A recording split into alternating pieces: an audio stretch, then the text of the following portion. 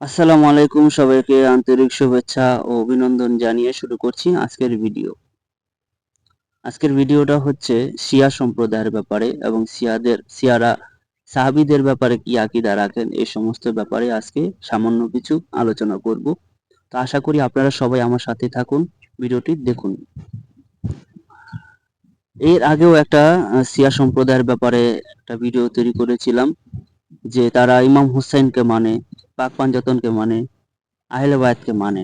কিন্তু আহলে বায়াতের যে সদস্য যারা আছেন, নায়েবে রাসূল, অলি আউলিয়া, গাউস কুতুব, এদের দরগায় তারা যাচ্ছেন কিনা, অলি আল্লাহ তাদেরকে মানছেন কিনা, তাদের কবরে যাচ্ছেন, তাদের রওজা যাচ্ছেন কিনা, জিয়ারত করছেন কিনা, এই বিষয়টাও একটা ভিডিও তৈরি করেছিলাম। জানি না ভিডিওটা কতটুকু র্যাঙ্কিং করবে।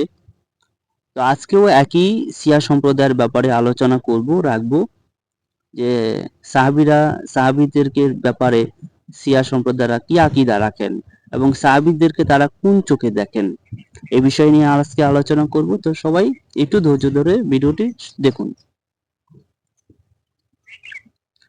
আমি যতটুকু অ্যানালাইজ করতে পেরেছি, যতটুকু আমি বুঝতে পেরেছি শিয়া সম্প্রদায়ের ব্যাপারে, যে তারা সাহাবীদেরকে কি হিসাবে দেখেন, কিভাবে তাদের মনের আকীদা পোষণ করেন।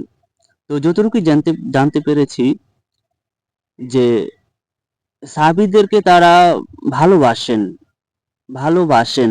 কিন্তু তারা সাহাবীদের ব্যাপারে যে মানুষের প্রতি বা তাদের সাধারণ মানুষদেরকে যে উপদেশটা দিবেন সাহাবীদের ক্ষেত্রে, সেই উপদেশটা তারা দিচ্ছে না বা বলছে না, খুব কম। কথার প্রেক্ষাপটে যদি কোনো কথা আসে, সেক্ষেত্রে তারা সাহাবীদের ব্যাপারে আলোচনা করেন। কিন্তু অন্য অন্য কোনো বিষয় বা অন্য কোনো কথার এঙ্গেল থেকে তারা সাহাবীদের আলোচনা কিন্তু নিয়ে আসেন না। বুঝতে পেরেছেন? এতটুকু অন্তত ক্লিয়ার। কোনো হাদিসের ক্ষেত্রে কোনো কথার প্রেক্ষাপটে বা মাওলা আলীর সাথে কোনো ঘটনার, সাহাবীদের কোনো ঘটনা যদি জড়িত থাকে, সেই অ্যাঙ্গেল থেকে সাহাবীদেরকে মান্য করেন এবং সাহাবীদেরকে সম্মান জানিয়ে সেই বিষয়ের উপরে আলোচনা রাখেন। কিন্তু এমনি কোনো সাহাবীদেরকে নিয়ে তারা আলোচনা করেন না, ওখান থেকে কোনো শিক্ষা থাকলে সেটা তারাও গ্রহণ করেন না। এতটুকু আমরা ক্লিয়ার। আবার সাহাবীদেরকে তারা যে খারাপ জানেন বা খারাপ ব্যাখ্যা করেন, সাহাবীদেরকে যে ভুলভাল মেনশন করে তাদের মানুষদেরকে বুঝান, বিষয়টা কিন্তু এরকম না। সাহাবীদেরকে মানেন, সামাজিকভাবে মানেন। এটাই আমরা বুঝতে পেরেছি। এবার আসেন আরেকটু গভীরে কথা বলি। গাদির খুমে রাসূল পাক সাল্লাল্লাহু আলাইহি সাল্লাম যে যে ভাষণটা দিয়েছিলেন, যে 18 জিলহজে, মান কুনতুম মাওলাহু ফাআলিকুম মাওলা। অর্থাৎ রাসূল এই কথার বুঝিয়ের কারণ একটাই হয়েছিল, একটাই অর্থ আসে, যে রাসূল আমাদের মাঝে বেশি দিন নেই। রাসূল ওই গাদির হুকুমে এই কথাটা বলার অর্থই হচ্ছে যে আমি বেশি দিন তোমাদের মাঝে থাকবো না, অতএব মান কুনতুম মাওলাহু ফাআলিকুম মাওলা, এটার অর্থ হচ্ছে যে আজ থেকে আমি যার যার মাওলা, আলী হচ্ছেন তার মাওলা। এটা গাদির হুকুমের কয়েকটি ভাষণের মধ্যে মূল একটি ভাষণ ছিল এরকম। আলী রাদিয়াল্লাহু তাআলা আনহুকে সকল সোয়া লক্ষ সাহাবীদের মাঝে তাকে পরিষ্কার করে এলান করে দিলেন যে দেখো, যে আমার পর তিনিই হচ্ছেন তোমাদের মাওলা। তাকে ইন্ডিকেট করে, তার হাত উঁচু করে ধরে তাকে বুঝিয়ে দিয়ে গেছেন যে আমি যখন উপস্থিত থাকবো, আমার গদিতে যখন আমি থাকবো না, তখন তোমরা কাকে চিনবে, গদিতে তোমরা কাকে দেখবে? এই মাওলা আলীকে তোমরা দেখতে পাবে। এই জন্য তিনি হাত উঁচু করে এই বার্তাটি সোয়া লক্ষ সাহাবী, ১.৫ লক্ষ সাহাবীদেরকে পরিচিতি করিয়ে দিয়ে গেছিলেন এই মাওলা আলীকে। আর ওই যে গাদির হুকুমের যে ভাষণটা, এটা কিন্তু সোয়া লক্ষ বা ১.৫ লক্ষ সাহাবীদের কিন্তু ভোলার কিন্তু বিষয় নয়। যদি যেহেতু রাসূল প্র্যাকটিক্যালি এই ঘটনাটা যেহেতু ঘটিয়েছে, তাহলে সবারই জানা উচিত, সবাই এই জিনিসটা দেখেছে, সবাই এটার প্রত্যক্ষ সাক্ষী ছিলেন। তাহলে কি করে এই জিনিসটা মানুষ যদি ভুলে যায়, এই হাদিসটা বা এই ঘটনাকে যদি কেউ ভুলে যায়, তাহলে সে কিন্তু মুরতাদ হয়ে যাবে। যেটা সত্য ঘটনা, যেটা রাসূল নিজে করেছেন, সেই ঘটনাকে কোনো সাহাবীরা যদি ভুলে যায়, এটা যদি মনে যদি না করে, বিষয়টাকে যদি অ্যাবাউট করে ফেলে, তাহলে সে কিন্তু সেই ঘটনার সাক্ষী হওয়ার পরও ঘটনাকে যদি অ্যাভয়েড করার কারণে সে কিন্তু মুরতাদ হয়ে যাবে। এটা একটু কথাটা বলে রাখলাম এই জন্য, কারণ সামনে ঘটনা আমি আসতেছি। এখন রাসূল ওফায়েতের পর, রাসূল যখন ওফায়েত মানে রাসূল যখন বিদায় নিল দুনিয়ার বুক থেকে, তখন গদিতে বসাবার জন্য কিন্তু পলিটিক্যাল কার্যকলাপ কিন্তু চালু হয়ে গেছে। আপনারা জানেন অনেকে, রাসূল ওফায়েতের পর তার 3 দিন কিন্তু তার দেহ মোবারক কিন্তু ছিল, দাফনের ব্যাপারটা কিন্তু সেখানে হয়নি। 3 দিন পর তার দাফন হয়েছিল, এরকম ঘটনা আমরা কিন্তু জানি। কেন? সাহাবীদের সাহাবীদের মধ্যে কিছু পলিটিক্যাল বিষয় নিয়ে কে গদিতে বসবে কে বসবে না, এরকম একটা দ্বন্দ্ব সৃষ্টি অলরেডি হয়ে গেছিল। জনগণ কাকে নির্বাচন করবে, কাকে বসাবে, রাসূলের পাশে কে বেশি হকদার ছিল, কাকে বেশি বসানো যায়, এটা নিয়ে কিন্তু তোলপাড় কিন্তু শুরু হয়ে গেছিল ওই সময়। এটা একটা বিষয় হয়েছিল, হয়তো আল্লাহর তরফ থেকেই বা আল্লাহর হুকুমই হয়েছে, যার জন্য যেহেতু রাসূল ইন্ডিকেট করেছেন মাওলা আলীকে বসার জন্য, সেখানে মাওলা আলী না বসে সেখানে প্রথম খলিফা হয়ে গেল হযরত আবু বকর সিদ্দিক রাদিয়াল্লাহু তাআলা আনহু।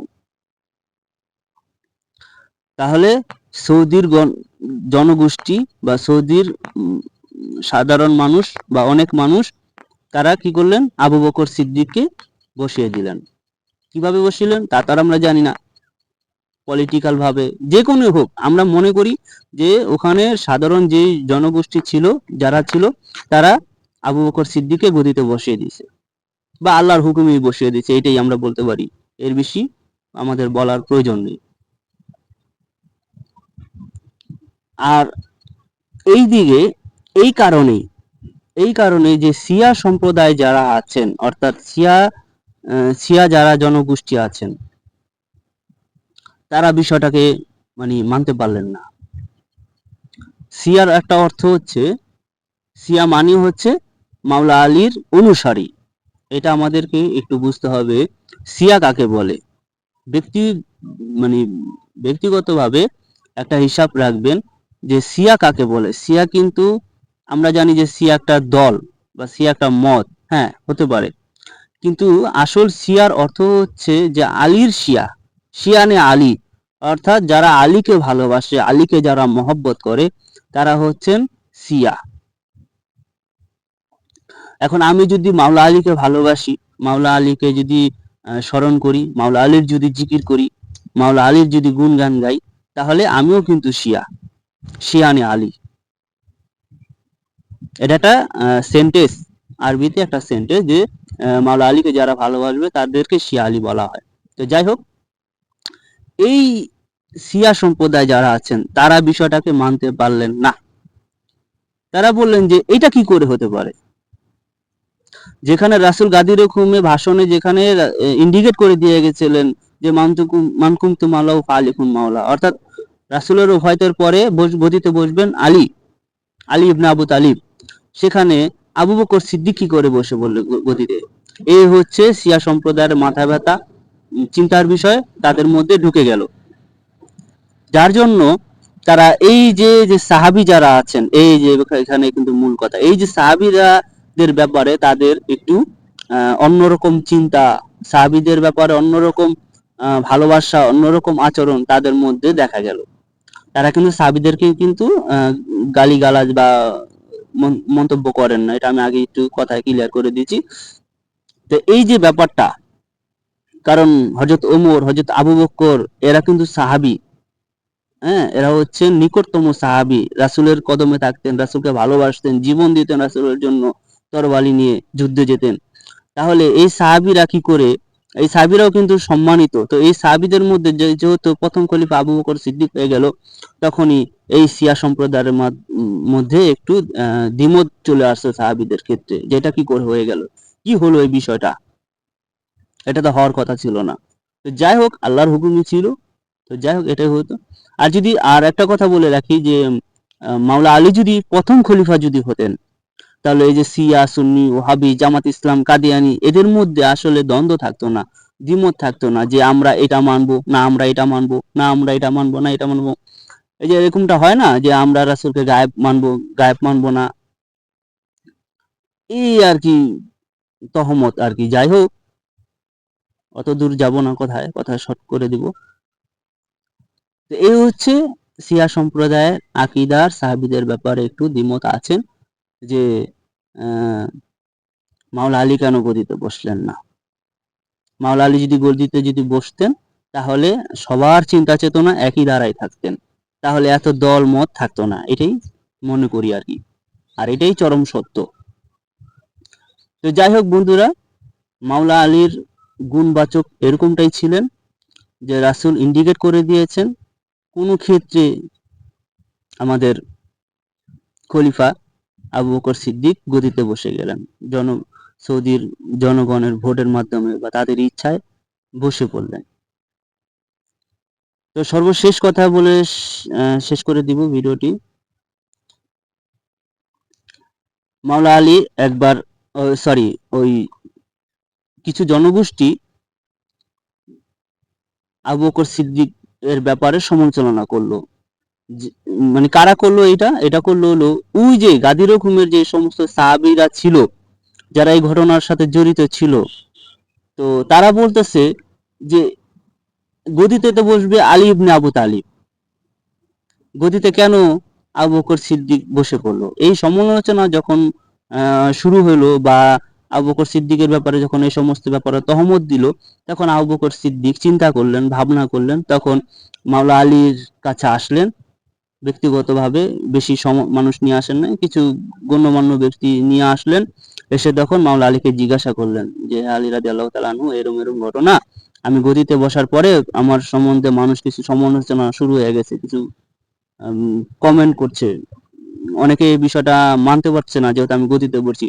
আপনি এটা কোন চোখে দেখছেন, আপনি এটা কি চান, আপনি কি বলেন, আপনি কি গদি নিবেন, আপনি কি গদিতে বসবেন। এটা যখন আবু বকর সিদ্দিক যখন মাওলা আলীর সাথে যখন আলোচনা করলেন, তখন মাওলা আলী বললেন যে না,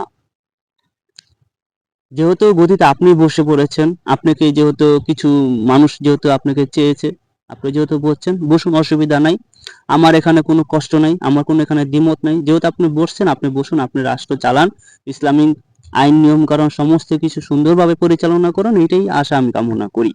আপনার বিরুদ্ধে, আপনার বিপক্ষে আমার আর কোনো কথা নেই।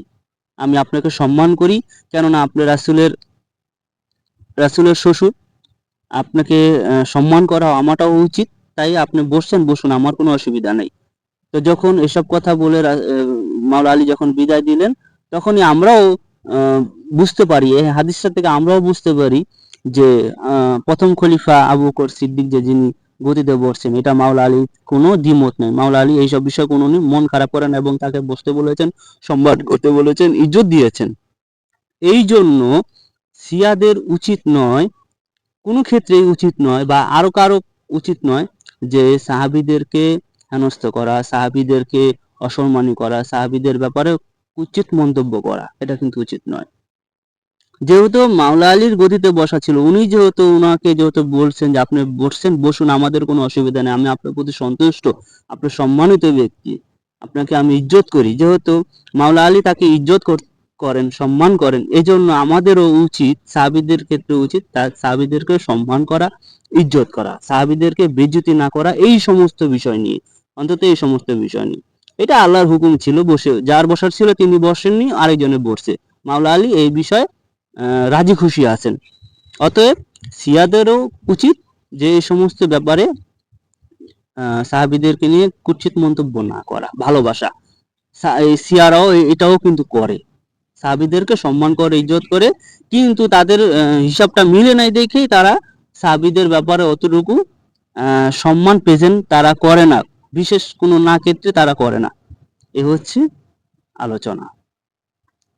তো যাই হোক বন্ধুরা, আপনারা সবাই ভালো থাকবেন, সুস্থ থাকবেন, আহলে বায়াতের প্রতি আরো অ্যানালাইজ করবেন, আরো তথ্য সংগ্রহ করবেন। সবাই ভালো থাকুন, সুস্থ থাকুন, এই বলে বিদায় নিচ্ছি। আসসালামু আলাইকুম।